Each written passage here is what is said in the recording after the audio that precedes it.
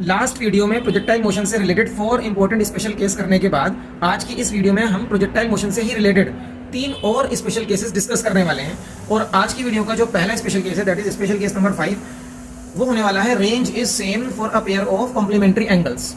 मतलब complementary angles जिनका sum 90 degree होता है। अगर आप ऐसे एंगल्स ऑफ प्रोजेक्शन रखेंगे हॉरिजॉन्टल से जो कॉम्प्लीमेंट्री होते हैं, मतलब अगर एक एंगल आपने रखा है 15 डिग्री तो दूसरा रखिएगा 75 डिग्री, ऐसे एंगल्स पर रेंज सेम होती है। आइए देखते हैं इसको कैसे हम प्रूफ भी कर सकते हैं। तो मैं 2 एंगल ऑफ प्रोजेक्शन लेने वाला हूं। सपोज एक एंगल है मेरा θ1, ये θ1 एंगल है। इस एंगल पर अगर कोई ऑब्जेक्ट मैंने प्रोजेक्ट करा है तो उसकी रेंज ये है, this is the range of the projectile motion R1। और अब मैं नेक्स्ट एंगल लूंगा सच दैट वो एंगल θ1 का कॉम्प्लीमेंट्री होने वाला है।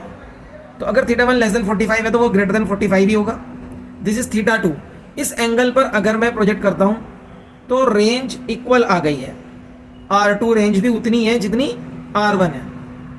क्या ऐसा होगा? आइए इसको प्रूफ करने की कोशिश करते हैं। अब देखें यहाँ पर, क्योंकि again the question is related with range, तो मैं इसको रेंज के फॉर्मूले से ही चेक करूंगा। जब मेरा एंगल ऑफ प्रोजेक्शन θ1 है तो I can write range is equal to R1 is equal to U² sin 2 θ1 upon G। U is the speed of rotation in both the cases. Okay. और जब मैं अपने एंगल ऑफ प्रोजेक्शन को horizontal से θ2 रखता हूं तो आई कैन राइट के रेंज R2 है U² sin 2 θ2 अपॉन G। क्योंकि दोनों एंगल्स ऑफ प्रोजेक्शन कॉम्प्लीमेंट्री हैं तो मैं ये भी लिख सकता हूं कि θ1 प्लस θ2 90 होगा, या आई कैन राइट के θ2 को मैं 90 डिग्री माइनस θ1 कभी भी लिख सकता हूं। तो आइए इसको यहां पर लिखते हैं। θ2 को, इस वाले θ2 को मैं लिख रहा हूं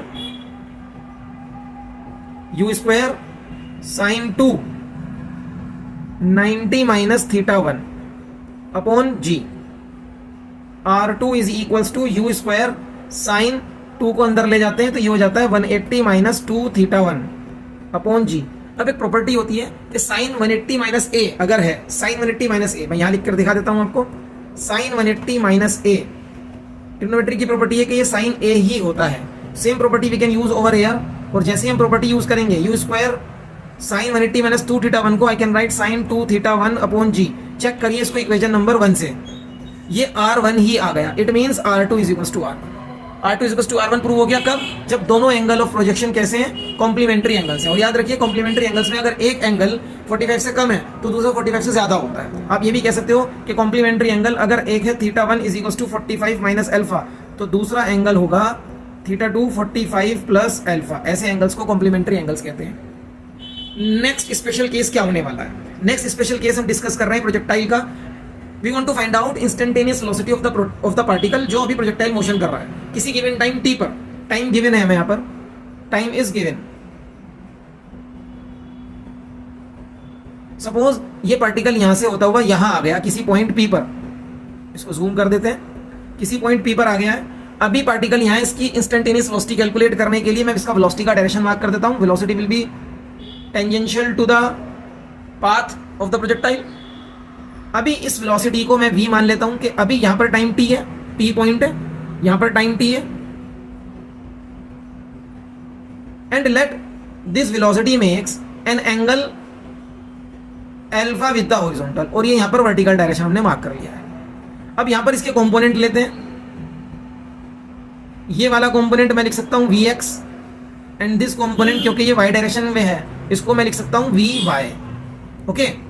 और इनिशियल वेलोसिटी के कंपोनेंट तो हम जैसे हर बार करते हैं वही है, ux is u cos theta and uy is u sin theta, where theta is angle of projection from horizontal. अब इसको चेक करते हैं कि इंस्टेंटेनियस वेलोसिटी कैसे निकाली जा सकती है। इंस्टेंटेनियस वेलोसिटी निकालने के लिए बहुत सिंपल हमें करना है, एक बार x डायरेक्शन वाले मोशन की फाइनल वेलोसिटी निकाल दो एट टाइम t पर vx, और ऐसे ही vy कैलकुलेट करेंगे जो y डायरेक्शन वाली फाइनल वेलोसिटी होगी एट टाइम t। एक बार vx और vy आ जाएंगे then we can find out the value for v। Check करते हैं। चलिए, तो पहले हम इस मोशन को O से P तक देखते हैं हॉरिजॉन्टल डायरेक्शन में। Horizontally we are considering motion from O to P। तो मेरे पास हॉरिजॉन्टल डायरेक्शन की इनिशियल वेलोसिटी है that is u cos theta. This is the initial velocity. इस डायरेक्शन में कोई एक्सेलरेशन है? बिल्कुल नहीं होता है। हॉरिजॉन्टल डायरेक्शन में ऐसी कोई फोर्स नहीं लग रही है इस पार्टिकल के ऊपर जो उसको हॉरिजॉन्टल डायरेक्शन में एक्सेलरेशन दे पाए।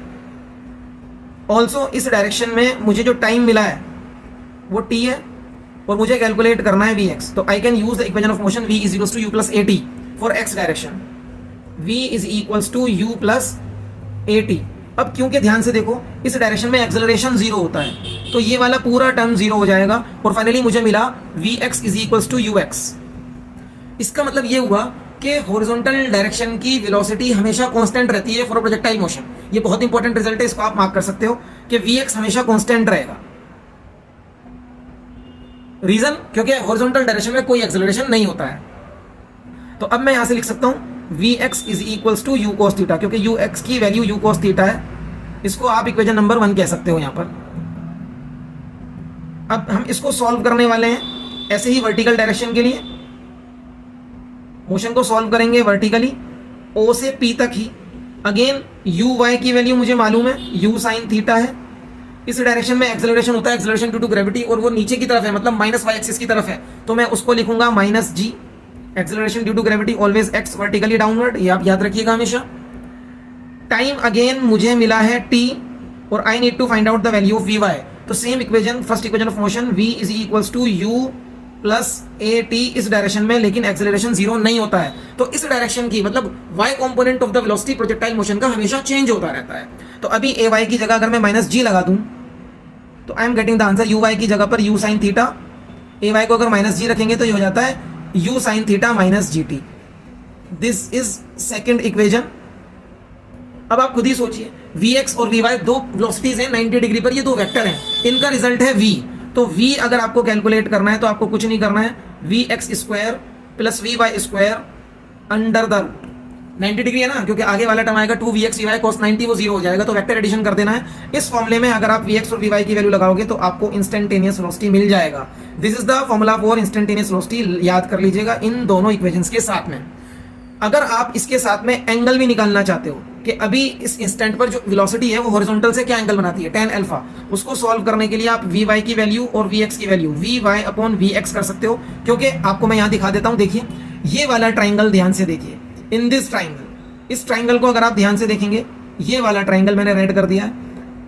tan alpha is perpendicular, perpendicular ये है, this is vy upon base, base क्या है, दिस इज vx। तो tan alpha is equals to perpendicular upon base से आप इसको vy अपॉन vx लिखकर सॉल्व कर सकते हैं। और यहां से हम अल्फा मतलब अभी इंस्टेंटेनियस वेलोसिटी का हॉरिजॉन्टल से क्या डायरेक्शन है, क्या एंगल है, ये भी कैलकुलेट किया जा सकता है यहाँ पर।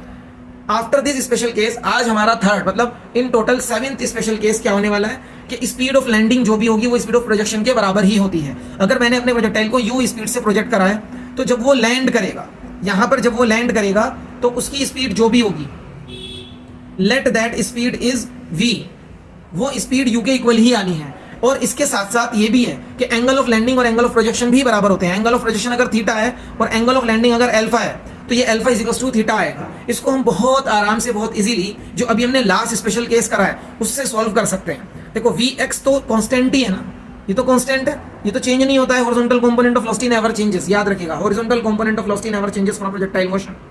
तो u cos थीटा ही रहेगा। vx इसके अगर मैं कंपोनेंट कर लूं vx, तो ये तो v cos थीटा ही, u cos थीटा ही रहना है।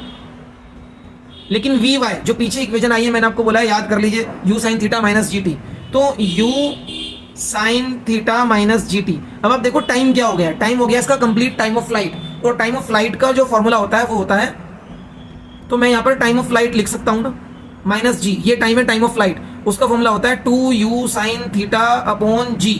Now g cancels g, u sin theta minus 2u sin theta, तो vy आ गया मेरा minus u sin theta,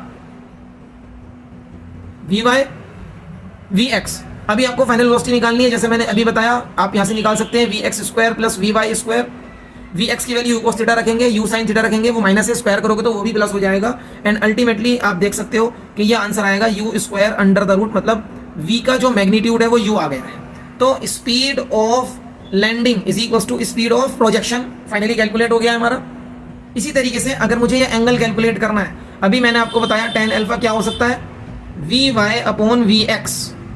vy की वैल्यू क्या है, minus u sin theta, vx की वैल्यू क्या है, u cos थीटा, u से u cancel, sine upon cos is tan, तो tan alpha is equals to minus tan theta. यहाँ से मैं कह सकता हूँ alpha is negative of theta आ रहा है। क्यों? क्योंकि अल्फा एंगल हॉरिजॉन्टल से ऊपर है और थीटा एंगल हॉरिजॉन्टल से ऊपर है और अल्फा एंगल हॉरिजॉन्टल के नीचे है, इसलिए यहाँ पर माइनस साइन आया है। अदरवाइज अल्फा की वैल्यू थीटा के इक्वल है। इस इक्वेशन का मतलब यही है। तो finally we have got that angle of landing is equals to angle of projection और speed of landing is equals to speed of projection. Next video में हम डिस्कस करने वाले हैं प्रोजेक्टाइल मोशन की एक बहुत इंपॉर्टेंट इक्वेशन जिसको बोलते हैं equation of trajectory. Next video में मिलेंगे उसके साथ। लेकिन जाने से पहले आज का क्वेश्चन प्रोजेक्टाइल मोशन से रिलेटेड क्या होने वाला है? आज का क्वेश्चन प्रोजेक्टाइल मोशन से रिलेटेड रहेगा कि आपको instantaneous velocity of the particle in projectile motion बताना है जब उसका टाइम ऑफ फ्लाइट का 1/4 रहे। उस टाइम पर आप इसकी इंस्टेंटेनियस वेलोसिटी बताइए।